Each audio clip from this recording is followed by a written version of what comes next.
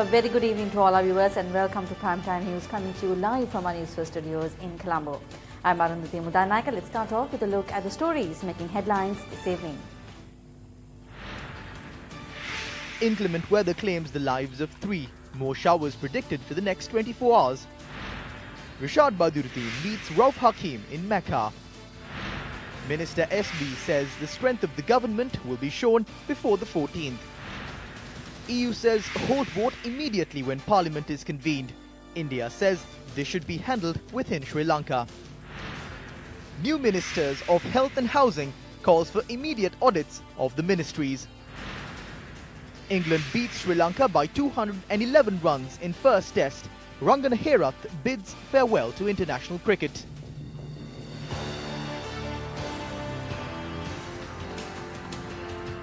And now the story is in detail. Well, several new ministers were appointed a short while ago and Chaturanga Hapwarachi joins us now with the details. Chaturanga, over to you. Thank you very much, Arundhati. As you mentioned, several new ministers were appointed and there is information about developments coming in from the Presidential Secretariat. Let me take you through the new appointments that were done about half an hour ago, starting from about half an hour ago. Udaya Gammanpila has been appointed as the Minister of Buddha Sasana and Religious Affairs, and C.B. Ratnayaka was appointed as the Minister of Posts and Telecommunications.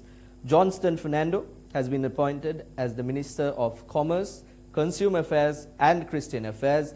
MLAM Hizbullah has been appointed as the Minister of Urban Planning and Water Supply, and S.M. Chandrasena has been appointed as the Minister of Plantation Industries. The last 3 names that I mentioned to you, Minister Johnston Fernando, Minister MLAM Hizbullah and Minister S.M. Chandrasena, were done about 15 minutes or 15 to 10 minutes ago at the Presidential Secretariat before President Maithripala Sirisena. There are updates coming in from the Presidential Secretariat in terms of the political development, and Newsfirst is ready to bring all this information to you through our breaking news and our SMS news alerts and on our website www.newsfirst.lk. So stay tuned to Newsfirst as we bring you the latest. It's back to you, Arundhati. Well, thank you, Chaturanga. Moving on to other stories, they're now issuing a weather advisory. The Department of Meteorology says that the low pressure area located over central parts of Andaman Sea is very likely to become more marked during the next 24 hours. Now, temporarily strong gusty winds up to 70 to 80 kilometers can be expected during the thunder showers. Now, the Met Department adds that the sea areas might be rough as a result of this situation. Fishermen are advised to be cautious when engaging in fishing activities in the vicinity of the Andaman Islands where the low pressure zone exists. Meanwhile, the inclement weather that affected the island throughout the past few days claimed the lives of 3 people.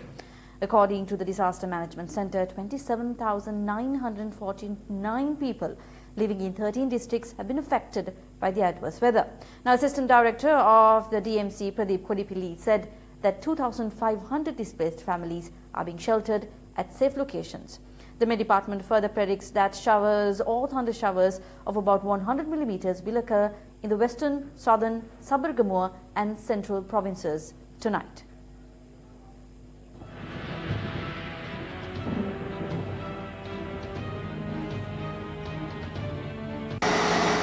Water levels of a number of reservoirs including the Kalu, Nilvala and Athanagalu Oya have increased. Meanwhile, the District Secretary of Batiklo said that 20,187 people belonging to 5,775 families have been affected by the inclement weather in the area. Houses in Sittanti, Vandarumule and Thalavai have been inundated. The road connecting Sittandi and Eruakulam is completely flooded. Divisional Secretary of Chenkaladi said that 4,000 families in the area have been affected. Lowlands in areas like Mailapasene and Kadavettuwan have been inundated. 6 people caught in the currents after the bund of the Nittagaikulam tank in Kumulamune Mulathivu gave away were rescued today. The rescue operation was carried out by officers of the Anuradhapura Air Force. Spill gates of the Kadavala tank were opened following 4 days of heavy rains in the Polonnaruwa district. Spill gates of the Nuaravava and Mahakandarava Vava were opened and water is being released to the Malvatu Oya. According to our correspondent, the spill gates of the Tisavava have also been opened. All spill gates of the Murutavela reservoir in Hambantota district were opened this morning.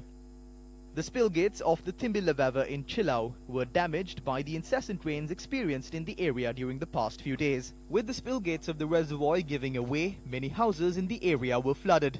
The Sri Lanka Army, area residents and officers of the Divisional Secretariat have been taking certain measures to temporarily remedy the situation. A house situated in Gelioya was destroyed in a landslide during heavy showers in Gampula. According to our correspondent, 2 people inside the house at the time sustained injuries. The Commonwealth Parliamentary Association, also known as CPA, has issued a statement regarding the situation in Sri Lanka. The statement reads, "The Executive Committee of the Commonwealth Parliamentary Association, currently meeting in London, has noted with concern the recent political developments in Sri Lanka. The CPA notes the announcements that Parliament will be convened on the 14th of November and express hopes that the situation can be resolved at that time. The CPA sets the importance of holding the rule of law as well as the essential role of the Parliament of Sri Lanka as defined and protected by the Constitution of Sri Lanka." Delegation of the European Union issuing a media release regarding Sri Lanka says the EU considers it essential that Parliament be allowed to demonstrate its confidence by voting immediately when reconvened. The release says that it has been sent out with the agreement of the EU heads of mission as well as the ambassadors of Norway and Switzerland residing in Colombo. The letter reads, "The ambassadors of the European Union, France, Germany, Italy, Netherlands, Romania, the High Commissioner of the United Kingdom, as well as the ambassadors of Norway and Switzerland take note of the summoning of Parliament as indicated in the Gazette. We consider it essential that Parliament be allowed to demonstrate its confidence by voting immediately when reconvened in order to resolve the serious uncertainties currently facing the country." It adds that any further delay could damage Sri Lanka's international reputation and deter investors. Respect by all stakeholders for the provisions of the Constitution will be important to maintain the confidence of the Sri Lankan people in democratic governance and the rule of law. Though the European Union and the Commonwealth Parliamentary Association urged the need for the Parliament to reconvene, the Indian Ministry of External Affairs had this to say. I can tell you that we continue to closely monitor the situation. At this stage, I think the situation still remains unclear. But we do hope that democratic values and the constitutional process in Sri Lanka will be respected, and that India and Sri Lanka, we do enjoy strong bonds of friendship, and we will continue to extend our development assistance to the people of Sri Lanka. Now, this is something which has to be handled within Sri Lanka. I am not aware of any political party seeking our support, and I don't think we are looking at kind of engaging with any political party at this stage, especially when things are still very fluid.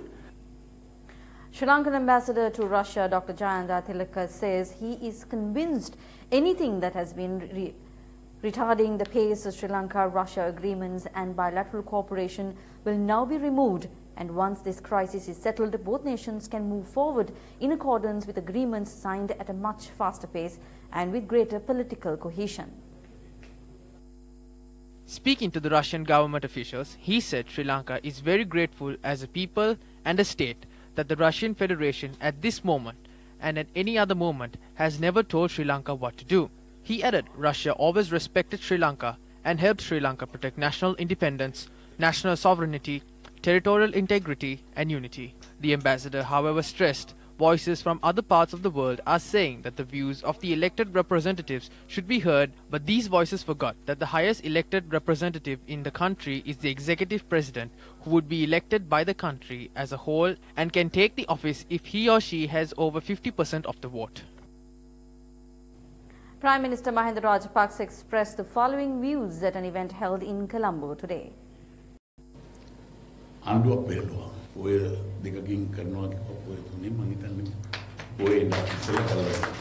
The government was toppled. We said it will be done within 2 Poya days. Before the 3rd, it was done.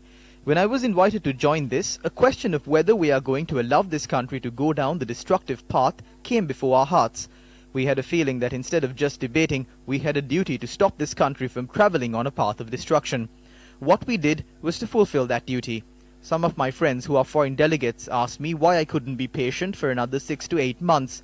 If we did remain patient, we would not be sure of what would remain of Sri Lanka, because this government was listing everything and selling them off for cheap. We have a question as to if we should remain in Parliament. Is Parliament the only place that we should do this?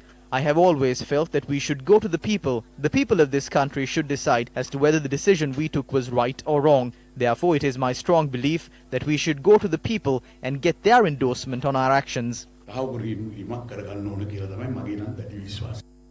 Prime Minister Mahinda Rajapaksa was speaking at the launch of a book on the progress of downfall of the Sri Lankan economy during the past 3 years, authored by Dr. Bandula Gunawardena. Here are some views expressed by political parties regarding the statement released by the European Union. This issue will be solved on the 14th by holding a democratic election and resolving who has the majority of the parliament. There is no need to try and solve this using agendas. The EU has released a statement that says the majority should be shown on the 14th. There may be sanctions against the country in the future. Our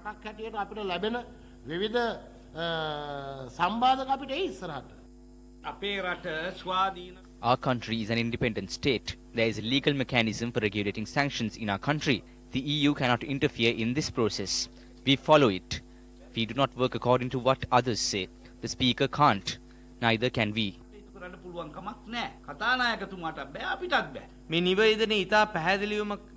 This release not only clearly states that the Parliament needs to be convened, it also states that steps need to be taken to resolve this issue on that day. The whole world is watching to see if on the 14th a solution will be given to this major issue. There is no point of talking about other unrelated things. Was this statement made to bring a dictatorial rule to this country?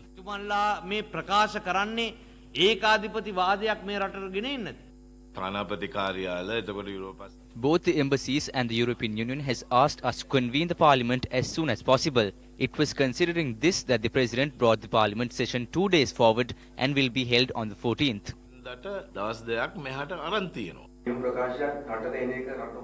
A statement like this reflects badly on our country. Who paved the way for such a statement to be made? When an issue that needs to be solved in Parliament gets solved through conspiracy, anyone has the right to say this issue needs to be solved in Parliament. Some international organizations are under the illusion that they control these countries.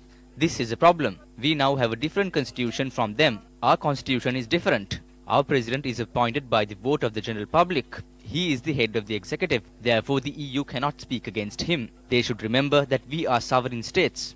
We are not associated with their laws.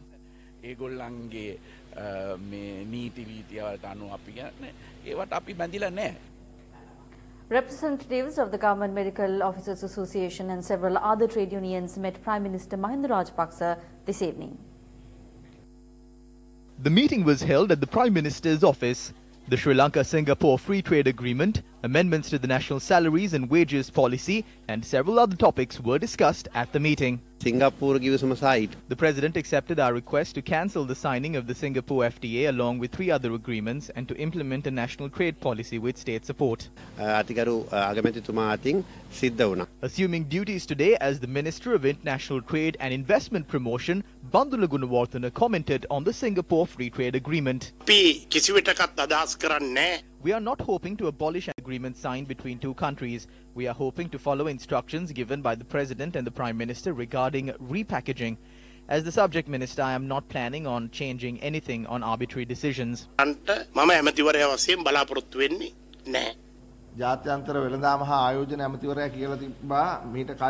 Before becoming the fake Minister of International Trade and Investment, he said the Singapore FTA is completely wrong and that the rupee will fall to 200 rupees against the dollar. But now, when questioned on it, he says it must be considered. Previously, he said the ones who signed the agreement must be cursed. So why aren't they abolishing the FTA?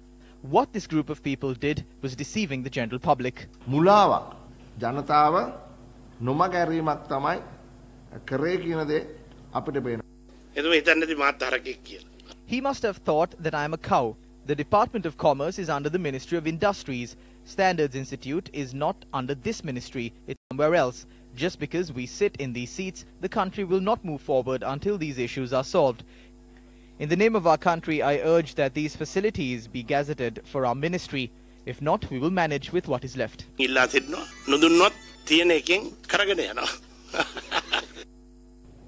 A special meeting between the leader of the All Ceylon Muckle Congress, Rishat Watyuddin, and leader of Sri Lanka Muslim Congress, Rauf Hakim, has taken place in Mecca.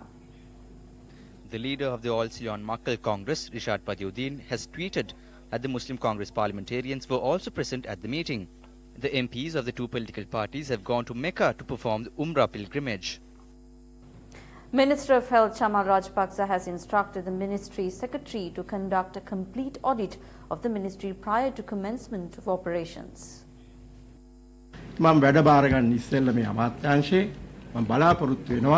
Prior to assuming duties at this ministry, I requested the secretary of the ministry to conduct an audit. Upon completion of the audit, we will commence our work. Chamal Rajapaksa assumed duties as the Minister of Health and Nutrition today, and his first official duty was to instruct the Secretary to conduct the audit. MP Anura Priyadarshana Yapa assumed duties as the State Minister of Finance today. The State Minister made the following remarks while replying to journalists regarding steps that will be taken over the central bank bond scam.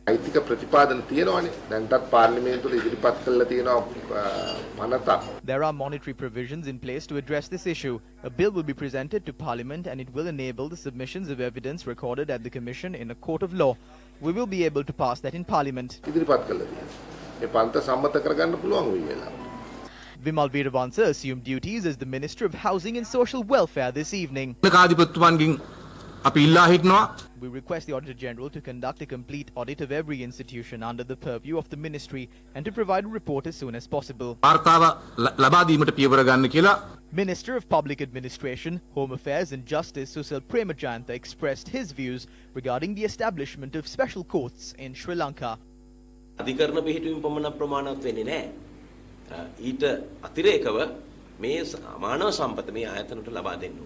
Establishing special courts itself is not sufficient. Human resources must also be provided accordingly. There are court cases spanning over 15 years. These must be heard and resolved in order to expedite all court proceedings. The Lawyers Association says there must be a process in place to quicken court proceedings. It is unfair for both the defendant and the lawyer. Unlike certain groups who claimed they act according to the Constitution and respect the independence of the judiciary system, we will ensure these issues are addressed. මේ අධිකරණයේ ස්වාධීනත්වය රකින්නවායි කියමින් සමහර ව්‍යවස්ථාදායක අය කටයුතු කළා. හැබැයි ඒ තත්වයට අපිපත් වෙන්නේ නැහැ. The Sri Lanka Police Department, which was under the Ministry of Law and Order, has been moved under the Ministry of Defence under the new government.